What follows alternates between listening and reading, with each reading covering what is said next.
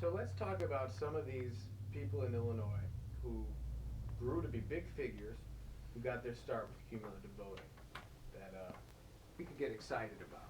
Who are some of the great people? Some of the greatest people we've had, I'll never forget, and it was about 1972, we had what they called the bed sheet. They had redistricted the state. So consequently, all these state reps and whatnot ran at large. So it was called the long ballot also. We had some of the greatest people who started out as state reps. You had Judge who just retired as a justice, appellate court justice, Scariano. You had Ab Mikva, who worked his way up to become Solicitor General of the United States, plus he was the President's counsel. You had Paul Simon, who worked his way up to become a U.S. Congressman. You had Adlai Stevenson III, who worked his way up to become the governor, presidential candidate. You had, just a host of people. You had... Tell us about the good Republicans as well, the whole side of those. The good Republicans, you had Susan Catania, Elroy Sanquist, Pete Peters, Art Telser. You just had a host of them also. Do we have people like that now? Now you have them now, but they are afraid to do anything because they are spear carriers. They have to run and get 50% plus one. They have to also worry about Madigan or whoever is speaker controlling them. So they're not free. So consequently, cumulative voting would mean that these same people, it could give them some backbone. It would give them an opportunity to say, who do I fear most, the Speaker of the House or my 96,000 constituents? That's how many people a state rep represents now. But they fear that Speaker of the House more than they fear the 96,000 constituents that they're representing. So consequently, that's what makes them spear carriers, because if they represented people, then they could say, well, this isn't good legislation, I'm not supporting it. But let them not support some legislation that the speaker doesn't like. They won't get the committee of their choice. If someone runs against them, they'll get no help from the organization, which I don't worry about them getting help from the speaker. But the thing that I'm saying is that the speaker won't work against them. Did you need, and now, what if we had cumulative voting?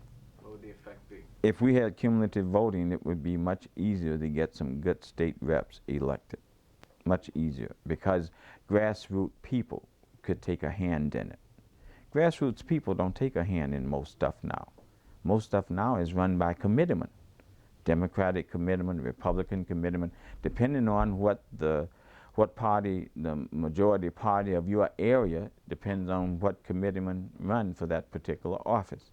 If you're in a Republican area like DuPage County, the Republican committeeman would control who runs for the state rep. If you're a Democratic committeeman in the city of Chicago, the committeeman would decide who runs for state rep. We were mavericks back in '72. We looked at what office we could run and defeat the machine with. And I looked at state rep. We ran, in 1964, we ran Bernetta Howard Barrett for Congress. She ran against Congressman O'Brien, who died probably the week before election. But the Daily News on election day came out saying, Congressman O'Brien dies. And Congressman O'Brien defeated Bernetta Howard Barrett 10-1. And the headlines on election day said, Congressman O'Brien dies. My precinct captain came by. He says, Barnett, I want you to vote for O'Brien. I says, wait a minute. Here's my paper. I just got it. It says Congressman O'Brien dies. He says, hey, Daly, I put someone in there. So I told him, you know what? Anytime you tell me to vote for a dead man, never knock on my door or ring my bell or any bell in this building again. You are out of here. So in 71, because in 69, Bernetta Howard Barrett ran again against George Collins. We had to file a suit against Governor Ogilvie because another of our congressmen died. So we wanted them to call a special election. He died right after the election. But the law says that the governor shall call.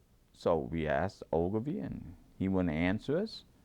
So then we filed a suit against him to call a special election. But the people couldn't find the governor to serve the papers. I don't know where he was, but they couldn't find him. So finally they served the papers on him and they called the election. But it was during Burnetta's 69 election, which he lost to Congressman Collins. It was during that in 1970 and 71, we started thinking about cumulative voting. What office can we run for that will make it not as hard to win against the machine? Since Daley controls everything, what office could we run someone in? So it had to be cumulative voting, because you only need 33 1/3% plus 1, or 1/3 of the vote plus 1 to win. You don't need 50%, just 1/3. So when we said state rep could win with 33 1/3% of the vote because of cumulative voting, with that 3-vote punch, that bullet vote that they call it, we will run Jesse Madison. Jesse had been Burnetta's campaign manager, and I was her precinct coordinator. But see, it was so dangerous because a few years before, Alderman Ben Lewis, who was the alderman of this ward, got murdered 3 days after he won with 18,000 votes to his opponent's 1,000 votes. He was murdered in his office over on Roosevelt Road 3 days after the election. So consequently, a lot of black adults were fearful to work against the machine. So I had to end up going to Farragut High School, and I got a bunch of young black students to become Burnetta Howell's precinct people. You know, I was her precinct coordinator. I had to have someone to knock on doors. I couldn't get adults to do it. So I went to Farragut and got these kids who was full of vim and vinegar and who were followers of Malcolm X. And when I went in there, this kid says, I talked to them for about 20 minutes, and here's about 35 kids, and they're all talking and none of them listening. So I told the instructor, Charles, I says, Brother Charles, I says, I'm going to leave, I said, because I thought these kids were followers of Malcolm, and they aren't followers of Malcolm, so I'm wasting my time. So I went to walk out. This kid screamed, what do you mean we're not followers of Malcolm? I said, Brother Charles said you were followers of Malcolm. I said, I need people to go out and talk to people, so who better than followers of Malcolm? That's what I've been talking here about 20 minutes, and none of you are listening to me. So he says, so what? I said, so if you weren't listening to me and what I was saying, I said, that means you don't even know what Malcolm stood for. Tom, what do you mean we don't know what Malcolm stood for? I said, Malcolm said the ballot or the bullet, and since you don't make a bullet, I've been talking about the ballot for 20 minutes, and you haven't said anything. And that got their attention. So out of the 33, 27 of them came out to become our precinct workers, to go out there in all types of danger. Now these are kids 14 years of age and up. In fact, one of them, who was a sophomore, is now State Senator Ricky Hendon. And one is Art Turner. And one is Judge Larry Terrell. These were all youngsters in those days. And in fact, they were too young to vote. But in those days, now, in order to serve as a poll watcher, you must be a registered voter, right? And live in the place where you live, if it's more than one. In those days, you had to be either a registered voter or a person of good character. So I taught them the election judge's handbook. And every time they'd go into a polling place, the precinct captain would try to put them out because they weren't old enough to vote. He says, but sir, if you look on page 9, it says a registered voter or a person of good character. I'm a person of good character. It was the craziest thing. But each of those kids, and see, when we went to cumulative voting in 72 for Jesse Madison's election, 71, because we had to get petitions, these kids, a lot of them were then of voting age, because remember, they passed where you could vote at 18 years of age. So a lot of these kids who were like Ricky, who was 14 at that time, all of a sudden now, he's of voting age. So we had those kids who were experienced because they had been knocking on doors as teenagers. And plus, the doors would open to a lot of them because a lot of adults were glad to see young people becoming involved in a community positive thing, because I put it on the community level. We're helping our community. They weren't out there gangbanging or robbing or any of those things. They were helping They were out there to help Jesse Madison win, because they were saying, because we found out that you can get 3 votes for one person. It was the craziest thing. So that's what was an interesting thing you said earlier, that people just flat out did not know, or didn't Didn't mean know. anything that you could do Right. 3 for 1. Well, wasn't that how the Republicans would get in Chicago, though, that with through cumulative voting? Republicans got in through cumulative voting. So they knew about They, it. well, it wasn't that they knew about it. That's what they had. See, but remember, how many people were going to ask for a Republican ballot in the primary? Remember, you had to declare. So consequently, you had 3 people in each district. Remember, you had 2 majority, 2 Republicans. I mean, 2 in the Republican areas, in DuPage County and those areas. You'd have 2 Republicans and 1 Democrat. In Chicago, you'd have 2 Democrats and 1 Republican. Don't care how you cut it, each district would have a Republican rep in Chicago. And don't care how they cut it in DuPage County, which was totally Republican, each district would have a Democrat. In fact, we had one of the best legislators named Ann Wooler, who represented the western suburb, Hillside, that area south of Oak Park. She represented west and south of Oak Park. I think the person who won her seat later was, I think Henry Hyde won her seat. No, he was a rep once too, on cumulative voting. Well, Congressman Hyde. a lot of Republicans say they liked it too. Does that surprise you? No, it doesn't, because they had people here who could become state reps, and they had it easier. Remember, Chicago has its Democratic machine. Outside of Chicago has its Republican machine. DuPage County is a machine that you won't. It's like Chicago was under Richard J. I don't know if you know that, but Pate Phillips rules that area with an iron fist. I mean, look at that bill that came up for education that lost. Can you imagine? In fact, he wouldn't even let it come to the floor. So that's what I'm talking about.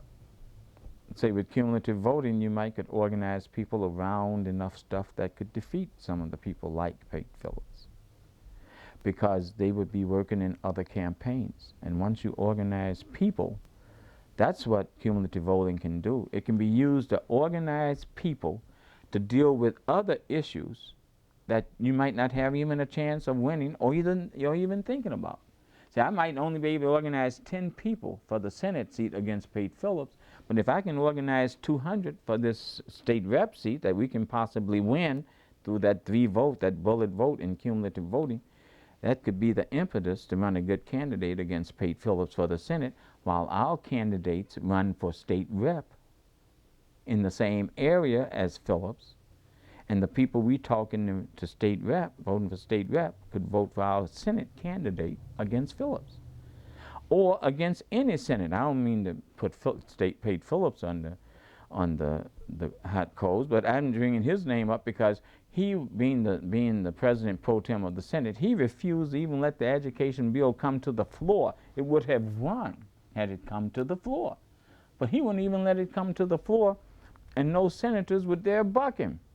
How do they elect the Senate? And how does that play in? Well, the Senate plays in because there's no impetus to run anyone against Pate Phillips in DuPage County.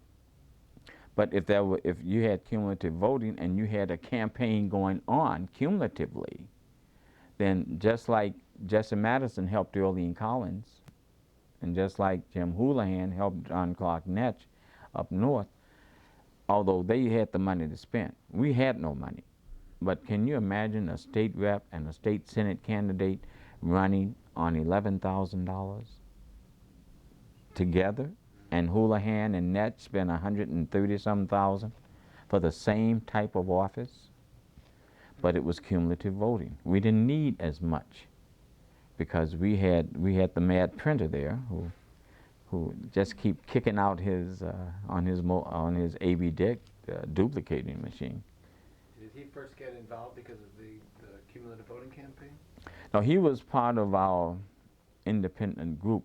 When the area changed, Larry Hopp was of German ancestry. When the area changed, he never moved. He stayed. His parents died, and he stayed at 745 South Costner. And he was a total part of the community.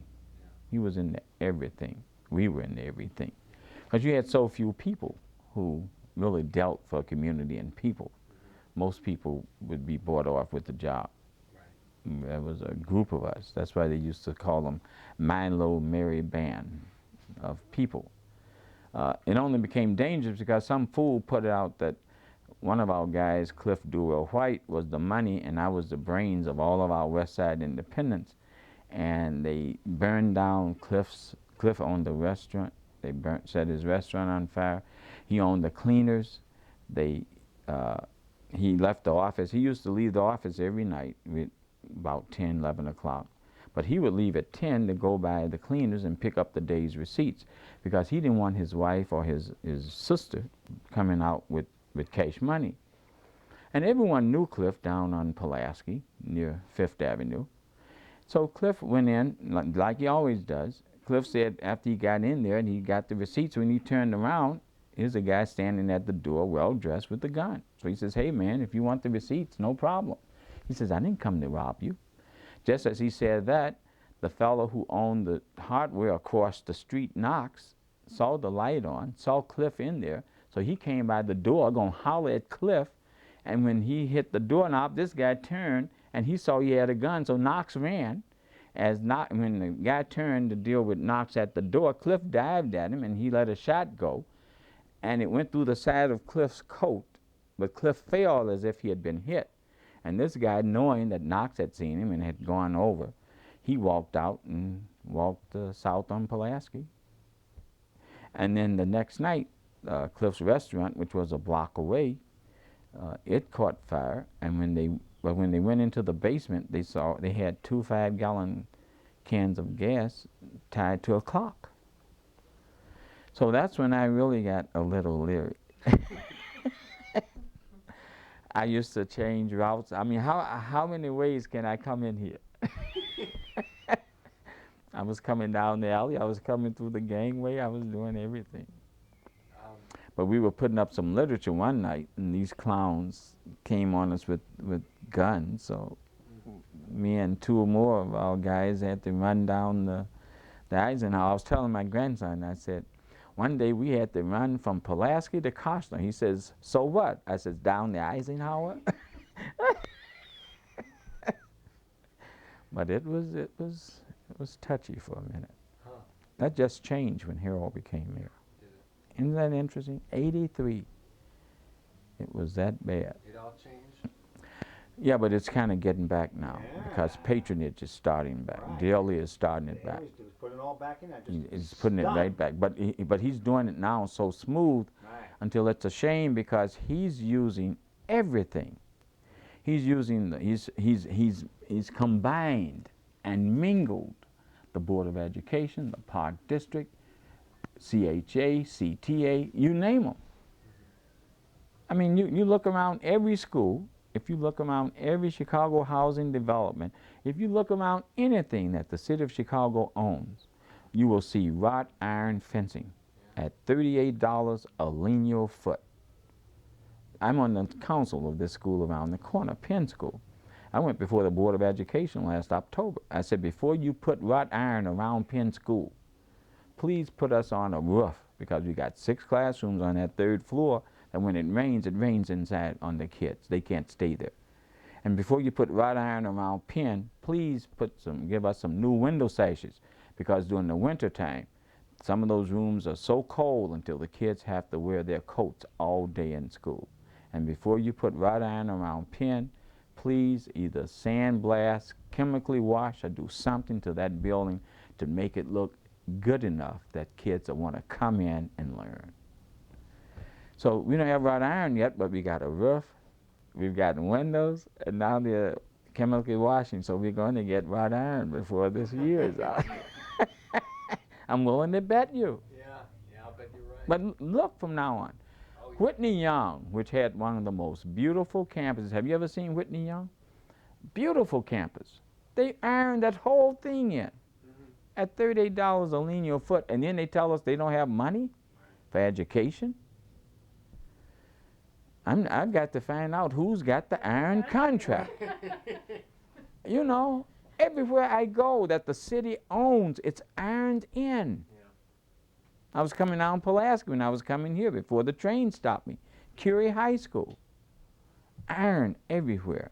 Bogan High School, iron everywhere. I'm always talking about that we're very close to the police state in a formal declaration. We are. Without going through the motions of democracy. You're not lying. So this is why the importance is that maybe you can say something to this, that if we don't restore cumulative voting or get back a system so that where people can win, where people From can the win. state level. Right. And see, that's another thing that makes cumulative voting so important also, is the fact that if you listen to what the Congress is saying, everything is going to start coming back to the states. Everything. So what is that going to do? That's going to make whoever the state reps are so important to the low people that it's going to be outrageous. And if we don't have a mechanism that an everyday dude that goes out there and work 8 hours a day and just making minimum wage or barely above it can come home and say, I don't like the way this guy is sending money back to us. I'm going to get John to run. He could better represent me. He know what my needs are. He could do that. Cumulative voting could do that. So with everything coming back to the states, we need cumulative voting. If we didn't need it any time else, we need it now. Your wife mentioned earlier how cumulative voting affected the whole state. So maybe you could talk a bit about how the whole Illinois politics was affected. You know, not, you know, how other communities and the entire state politics was affected. Well, in Illinois, as you know, up here is much different from downstate. Illinois, here you're dealing with economics. Downstate, you're dealing with agriculture. My state rep, Art Turner, had to, years ago, he had to deal with reps from downstate, because whereas they might need a bridge over the Vermilion River, here Art would be worried about what's happening on 16th Street or what's happening on Roosevelt Road. So in some ways, he'd have to try and compromise with those folks who need that bridge over the Vermilion River. Cumulative voting can put people of different interests, but who are people-oriented. Because if those folks that has to go over need that bridge over the Vermilion River can coalesce with Art, who needs stuff, or like Jesse Madison needed the swimming pool in Columbus Park, because those kids had nowhere to go swimming.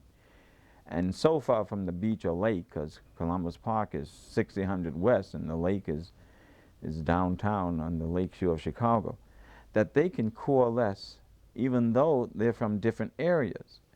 But they can't coalesce or help each other, look out for each other's needs if they're beholden to a Madigan, or if they're beholden to a Lee Daniels, who represent the Republican Party, for that person who needs the bridge over the Vermilion, or who represents Chicago or Madigan, who Art Turner has to deal with, because they can control whether they go back or not.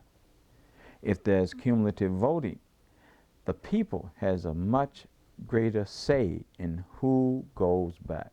Who represents me? People do that.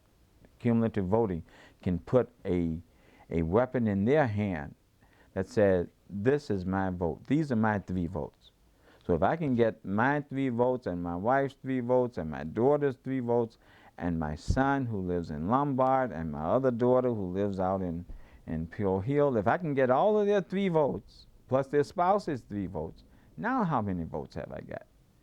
Now and then, if I can get them to talk to some of their friends about their 3 votes and their spouse's 3 votes, and it's a cumulative voting gives you more than 1 vote, but it can even be so much greater because it can snowball into a victory. And I think that's the best thing you can say about cumulative voting. It was the best kept secret, but time people became aware of it, then you had a clown to cut it out. And all the promises he made They introduced 4,000 bills when they said cumulative voting was in, and 4,000, the state reps had to deal with 4,000 bills every year. Well, cumulative voting left, they're still dealing with 4,000 bills every year. He said that people were going to have more access to their state reps because they'd have single-member districts. People don't have any more access to their state reps now with single-member districts than we had with cumulative voting. In fact, you had more access when you had cumulative voting. Because if I'm a Republican, I turn as a Democrat. I don't have a Republican down there representing me in the 9th district. If I had cumulative voting, I'd have a Republican rep if I was a Republican. Or if I was in DuPage County, I wouldn't have a Democratic rep from DuPage County. I'd have Lee Daniels, who's a staunch Republican, whose interests and my interests really aren't anywhere near each other. You know, he's for this and I'm for this. So that's what I mean. So you feel that a lot of the independents didn't really click on to cumulative voting? No, independents clicked on to it, but we didn't have the money. They spent a mint to get rid of cumulative voting. Remember, independents have to deal with volunteers. I told you when I'd ask people to help Jesse Madison run for state rep, one of the ways I convinced them was that we could use the cumulative voting system with the bullet vote getting 3 votes. But the other thing that I had to say to them was, I have no job, we don't have any jobs and we don't have any money. But if you want to see change, help us. And we can create change through the cumulative voting system. That was the way that we got the people. Now, once we got them in cumulative voting, then we also used them to help Earlene win the Senate seat. We used them in '79, the same people who had worked in the '78 cumulative voting thing, to help Danny Davis win the House seat. See what I'm saying? I mean, win the automatic seat of Chicago. We used the same people to help get the 50,000, which ended up 150,000, registrations in '82 that forced Harold to run in '83 for mayor because he promised if we got 50,000 votes, he'd run. So we got him, we did that. We used the same people to take out to the 17th Ward to help Streeter defeat Frierson in that special election. When Harold said if Streeter defeats Jane Burns' candidate, I'll look at that too.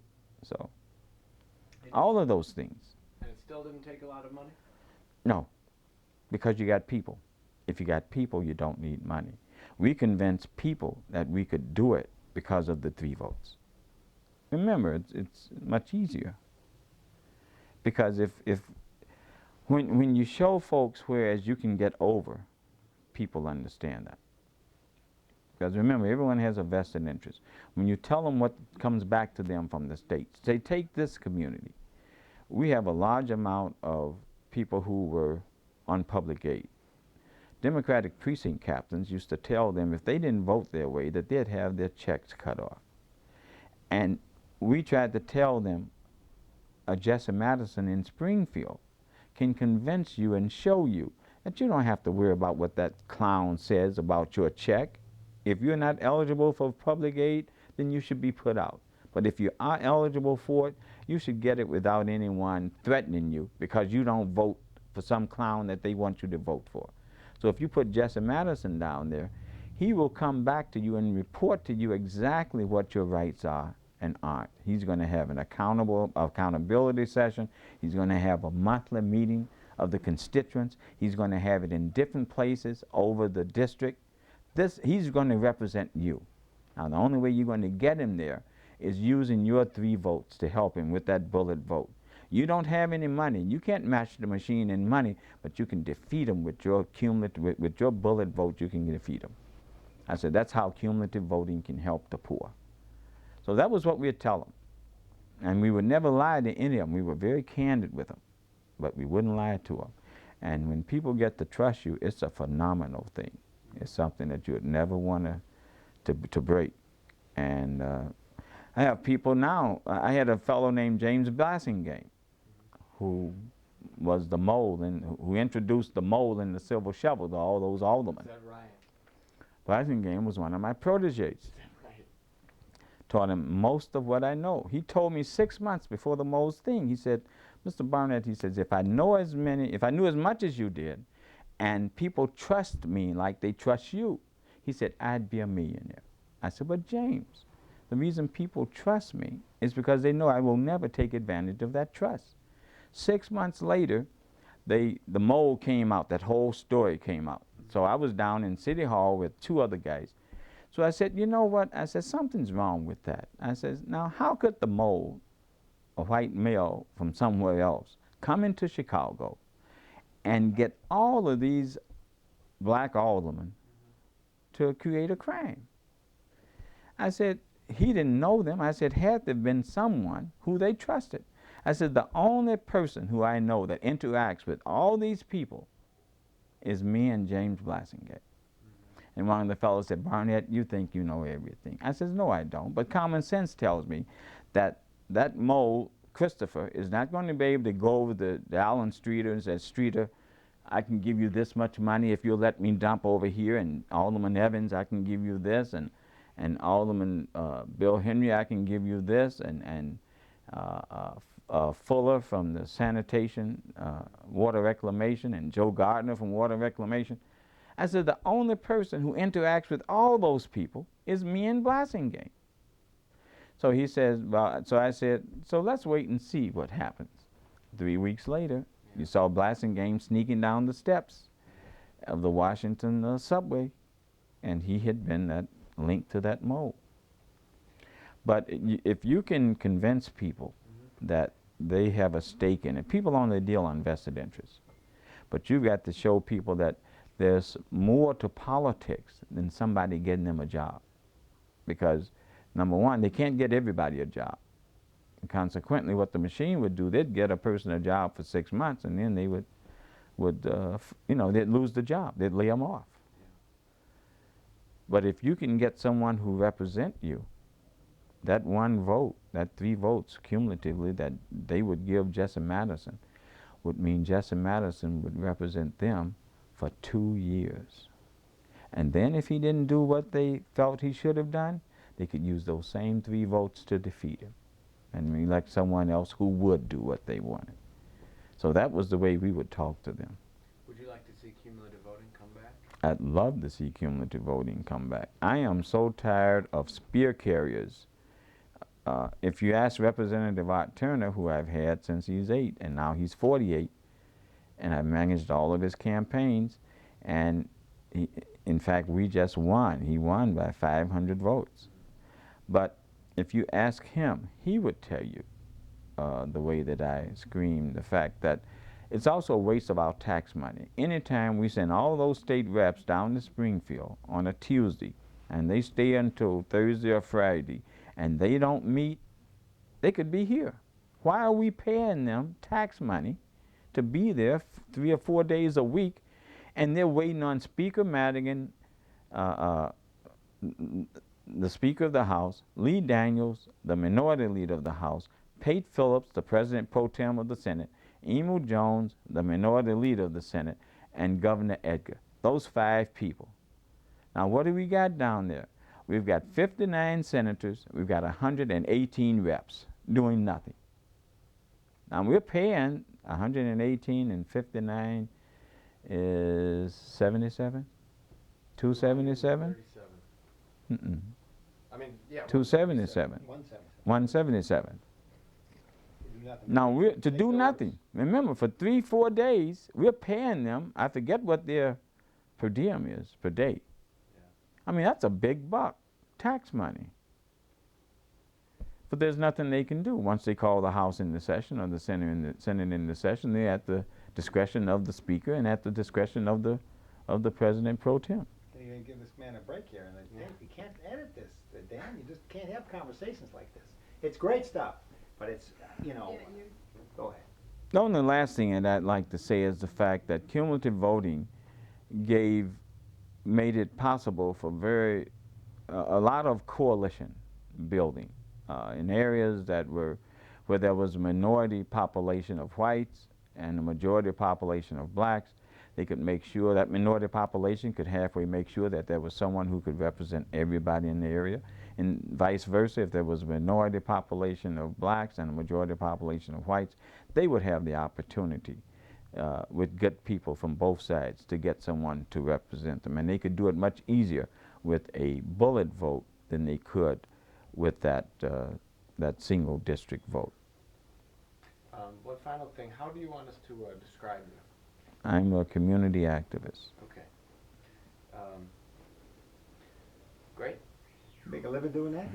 How do you get money? How do you I'm survive? retired.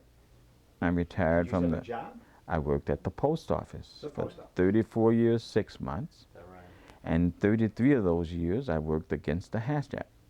The what? The Hatch Act. The Hatch Act said that I couldn't participate in partisan politics and keep my job, but I refused to let people take the position and not the power who said they were representing me. So on all the campaigns that I managed, I would never use my name as the campaign manager. I'd use someone else's name. Although I created a lot of monsters because they'd go out and someone would pay them a big salary because they managed Jesse Madison's campaign. And then they would hire them and they wouldn't know a thing. But when I put their name down, I'd say, now come by and we'll just, you know, you can learn. Because every election I'd go into, I tried to teach as many people as I could. That's why I was talking about Blassingame. Blass was one of my proteges. He was going to get 4 years now. So, first thing we're asking is, you know, what your name is and how we should put the little title underneath your name. Well, that's probably citizen activist, I suppose, is the best way. Are you? It's also fair to call yourself a businessman. Yes, indeed. Okay. So please tell me a bit about what Illinois government was like with cumulative voting. Well, a lot of the changes that have occurred in Illinois government do not reflect what transpired in the cumulative voting, but many do. The key change, the key difference, of course, is in the legislature with cumulative voting and how people get represented in the legislature. I believe that they are poorly represented without cumulative voting in the state of Illinois because of our interesting geographic arrangement where you have this one large city which dominates a lot of the political life in the state, and you also have the suburban Collar County mix that's now entered the picture.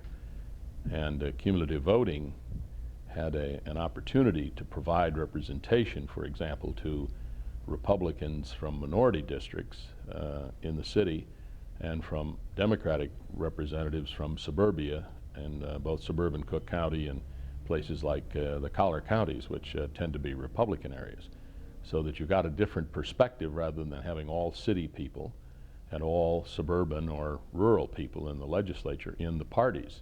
So the caucuses of the Republican Party today, as far as I know, have no minority members, no black members to speak of.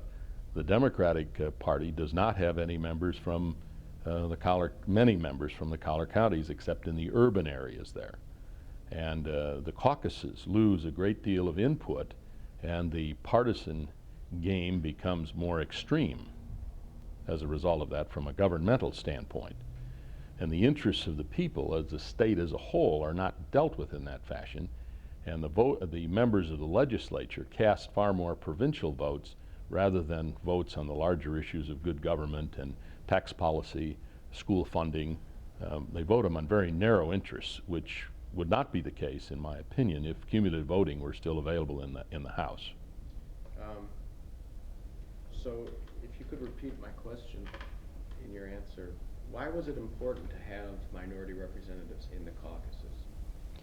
Well, a great many decisions are made in caucuses before they come to the floor, or even before they get to committee. But certainly the party takes a stance, and some issues are decided as party issues. And those caucuses are very important in the legislative process, and they are held in secret. There are no journals kept of those caucuses. But that's where the real, the whips go to work, and they identify people in their caucus, and we need your vote on this, we need your vote on that.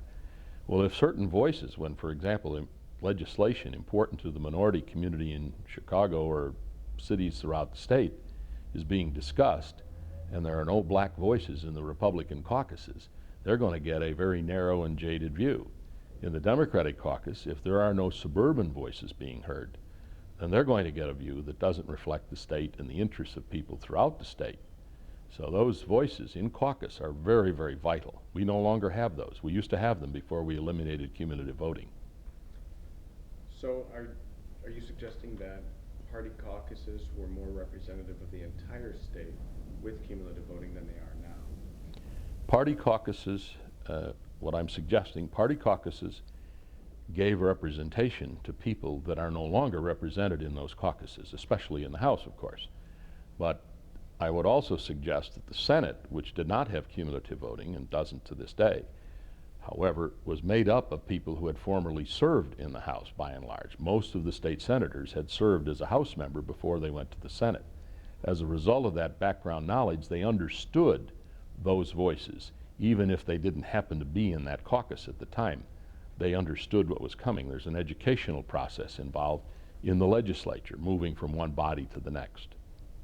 Could we talk a bit about the, could you tell me a bit about the 1970 CONCON and how cumulative voting was ultimately retained?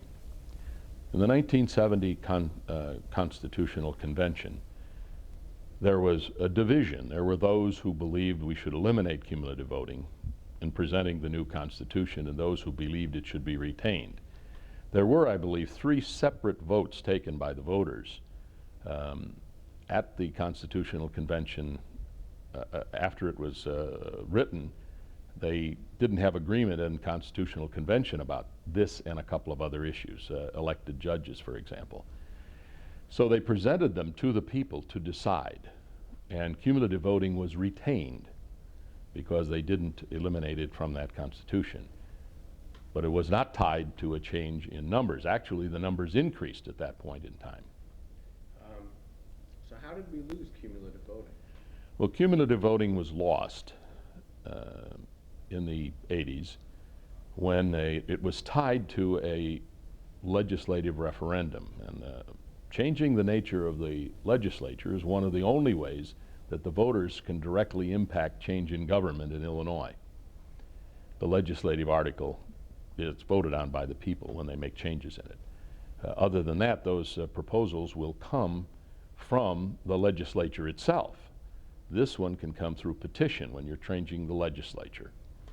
So some people decided to maybe, I don't know whether they were people who disliked cumulative voting, but certainly they tied it into what they called the cutback amendment. And it was sold on the basis they were reducing the size of the state legislature, both the Senate and the House at that point in time. And they reduced it to, actually they didn't change the nature of the Senate. They left that the same size at 59 districts. The original 1870 Constitution had 50 Senate districts. They then changed it where you had 2 districts for every Senate district, and that was 118 House members, down from 177. So they reduced 59 House members, and they're now elected in single-member districts, which has a nice sound to it, but it doesn't produce very good government in the state of Illinois. How difficult was it to campaign against the cutback amendment? It's very hard to campaign against those people who are saying we're going to cut the cost of government. And you give the people a choice, and the overwhelming number of people will not look at the, shall we say, a very sophisticated argument to why you needed cumulative voting, why it was valuable, particularly in the state of Illinois with this difference in upstate and downstate. This change was done on the basis of selling a reduction in cost of government. That's what the cutback was all about. And people thought that their costs were going to go down.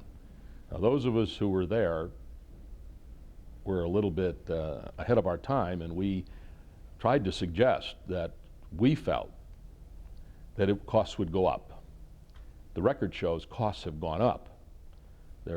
You've now got effectively professional legislators who are made up far more likely to be professional politicians than previously, because you cannot get into the legislative electoral game unless you play a role in local party politics.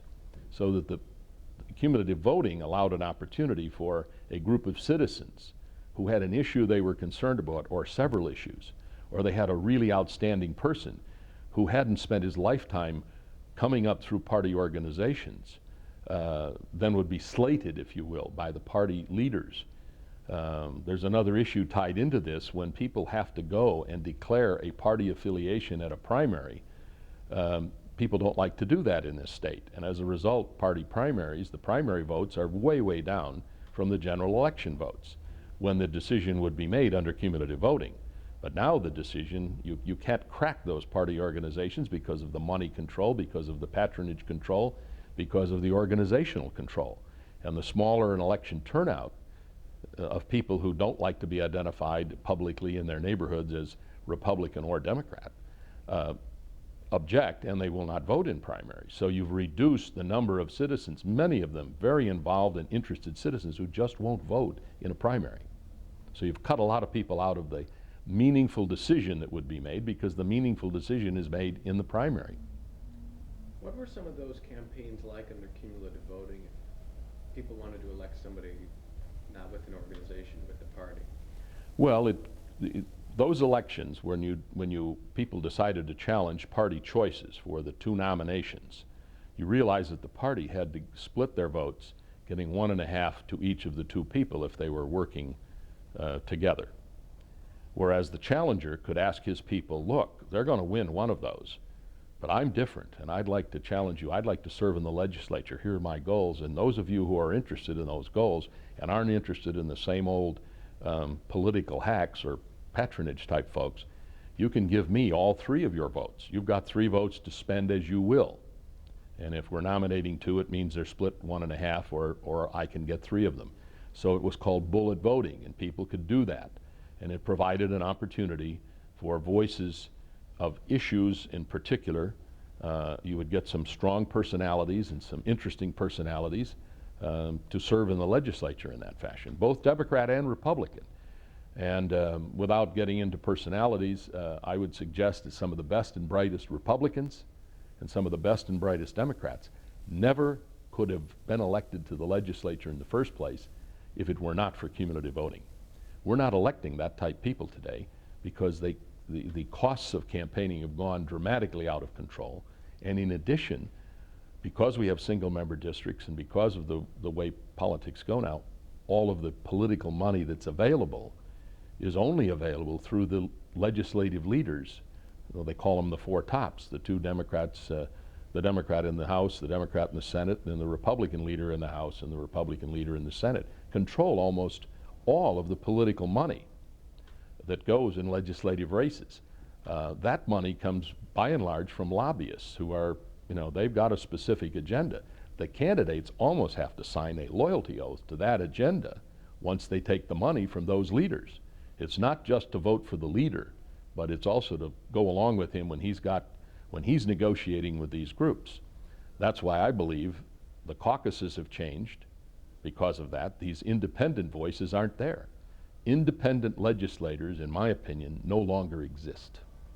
They used to exist in significant numbers on both sides of the aisle. How could, even if we had cumulative voting, how could independents get elected when the leaders control so much money? Well, the independents can get elected when the leaders control so much money because they can ask the people to get active in their campaigns. The campaigns, by and large, are not television campaigns for House legislative races. They are in some places, so the costs aren't there. I'm going to cut you off until this guy goes. Let's try that. Sorry about that. I'm going to ask you one more time. How could independents get elected now when the leadership controls all the money? Well, I can see scenarios in which the leadership money will now be dispersed. That will change with cumulative voting. And also it means that in a general election, people still have the 3 votes that they can cast for one person. There will be 4 candidates. They can zero in on one and say, this is what we want to do, the independent-minded, the good government people in the district. You can generate enough people to help. If they think their cause, they can have a chance to win.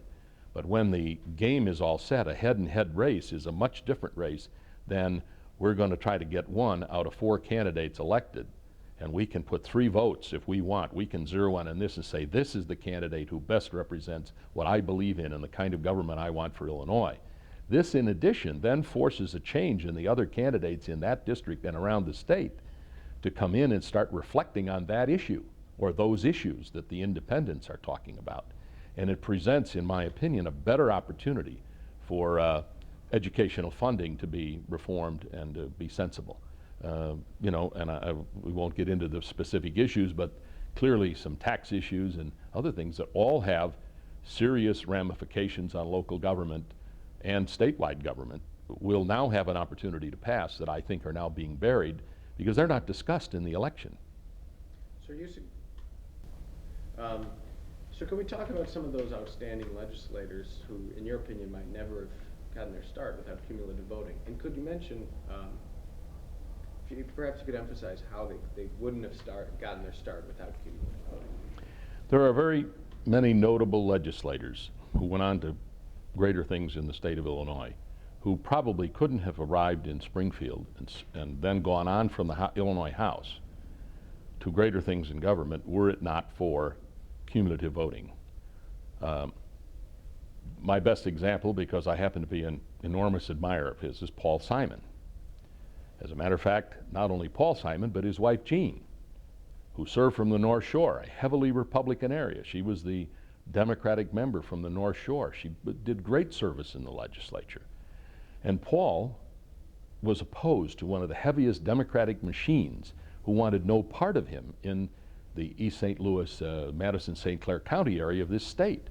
Now, Paul got a lot of people to work for him. He didn't have much money, and he beat the machine down in the, Madison and St. Clair counties, particularly Madison County at that point.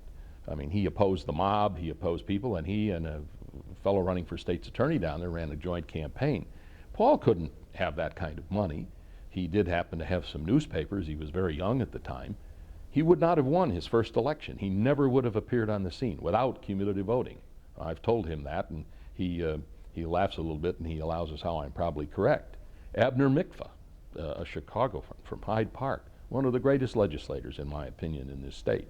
Now, I'm from that part of my philosophy. Those represent that, and I could name Bob Marks and Bob Mann, lots of other people. In the suburban area from Palatine, Dick McGallion, who highly regarded as having the most unfettered vote in the Illinois legislature. People like George Sangmeister, my dear friend from Joliet, got elected under a cumulative voting system to the Illinois House and then went to the Senate and to Congress. And to go on the other side, and perhaps because he's taking a few hits at the moment, I don't think Henry Hyde could have been elected or would have gotten off the launching pad if it were not for cumulative voting. He was in the Illinois House first, and then he was in Congress. And I don't happen to agree very often with Henry Hyde on philosophic matters and so on, but there's no question that he's a highly talented legislator and a highly respected person who brought tremendous intellectual capacity and a real independence of thought to the Illinois legislature, and who would work together with people like Mikva and Sangmeister and others who, served in the legislature when he was there. Highly regarded. And, I have another friend who served out of Chicago, Phil Collins. I have a Republican friend from Joliet, Harry Leineweber, could not have probably been elected without cumulative voting. He's now a federal judge. George O'Brien from Joliet came in through cumulative voting and went on to U.S. Congress. So that both parties have these wonderful people. There were many wonderful Republicans from Chicago who never could have been in the legislature without it, who provided great leadership on tax policy. And, we wouldn't have the crisis in funding of schools and the ludicrous system in the state of Illinois, which the Cook County assessor tells me we rely more heavily on property taxes to support local government than any state in the United States. The property tax system is highly regressive and unfair. It's not just. Frankly, that has, in my opinion, all been caused since we lost cumulative voting, because there aren't voices to stand up and talk about that. Because what I have a phrase for the tax anarchists, I call them, who oppose all taxes, and they just as soon have government have no funds. Those people, voices are overheard at the ballot box the way we elect people today, because the legislators run afraid of them, because of what people will do with a vote you might make for a very good tax policy. And that can always happen, but I think less of that would happen if there were some strong independent voices to say, this is the right thing to do. Here's a right course of action. You know, we see the gubernatorial race today. Both candidates, I think, know what should be done about the property tax and school funding, but they are both afraid to embrace the thing that Jim Edgar embraced, probably when he made up his mind he wasn't going to run for office anymore. But in his campaign against Dawn Clark Netsch, who did embrace it, they attacked her for it. Now, this doesn't get to the cumulative voting question, but you know, Dawn got through the independent way and she got elected to the Senate, but she was running with some people who were under the cumulative voting system that helped her get elected to the state Senate. Jim Edgar came through the Illinois House and got elected, you know, to Secretary of State and was appointed to that office, and then went on and was elected and then became governor. It sounds like some of the most honest, cleanest legislators got elected through cumulative voting, and in a state known for corrupt politicians.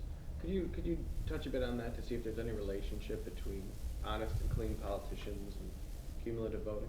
I don't think there is, really. An honest politician is an honest politician. A corrupt one is corrupt. The system doesn't make them or break them much. It gives opportunity for people to take issue with them and to get them out of office once they've been identified as corrupt. And you've got a better chance because you can beat them in your primary. Once you get through the primary system, there are so many people who say, you know, well, I don't agree with him on so many issues. I know he's a little, you know, shady. But when we get to the question of deciding between this philosophy and that philosophy, I'm going with philosophy and not with shady and not shady. And so you have to beat those people in primaries to really solve the problem in a lot of ways. And I think you can do that better under cumulative voting. You can get rid of those people better, in my opinion, in that way. It's not a guarantee on that score. So using cumulative voting in the primary was essential as well? Yes. Oh, yes, I think so. That doesn't mean there weren't a lot of shady people that got through that system. Yeah. You need to say that. See, we didn't hear you say. Yeah, that cumulative was a voting bad was question important. on my part. So you need to say that in the primary. So Could you talk a bit about how the importance of having cumulative voting in primary elections as well as general elections, perhaps a few examples of people who use cumulative voting in the primary and not in the general to get elected? Well, people who use it in the primary rather than the general election to get elected were the people I'm mentioning, like Paul Simon and Jean Simon, Jean Hurley from the North Shore, she was at that time, Bob Marks, Dick McGallion up in the Palatine area, Henry Hyde, Phil Collins, Harry Leinenweber. These are all people who needed the cumulative voting system to survive in the primary to then go on and win election in the fall election. But without cumulative voting, they wouldn't have gotten to first base. And first base is the most important base in a political life. So when you were working on campaigns for candidate for state reps using cumulative voting, did voters find it confusing? Could you talk Voters found cumulative voting confusing, but you know, you will never go wrong betting on the lack of knowledge of the American voter. You'll never go wrong, however. The American voters are very intelligent when all is said and done. And they could figure it out. You could quickly explain that to them. Look, if you give all your votes to such and such candidate, to Paul Simon, we can beat the machine. They could understand that. That can be phrased very quickly. They understood it well enough that Paul Simon lapped the field down there because all those people could give him 3 votes. And that's how he won his first chance to be in public office. And that's the group of people. That Illinois House is the launching pad for good government in the state of Illinois. Without cumulative voting, I think the launching pad has missed a lot of very, very good people that no longer can get there. For example, Bill Redmond, who became Speaker of the House, was from DuPage County, heavily Republican area. But because of the minority representation feature of cumulative voting, he went on and became one of the most distinguished members and became the Speaker of the House as a Democrat from DuPage County. It has also led to literally the demise of the Democratic Party in DuPage County, the lack of cumulative voting. It has also led to the near demise of the Republican Party in the city of Chicago for the same reason. The base in the legislature is no longer there with Republican legislators from the city of Chicago. There practically are none. There are no Democrats from DuPage County. Some people argue that there really aren't many Democratic voters out in DuPage. There are a lot of Democratic voters in DuPage, in spite of the argument that people may make that there are no voters there. There are a lot of Republican voters in the city, despite that argument as well. And these people don't tend to vote in primaries because they really don't have any choices in primaries. But when you look at elections, you know, Paul Simon carried DuPage County.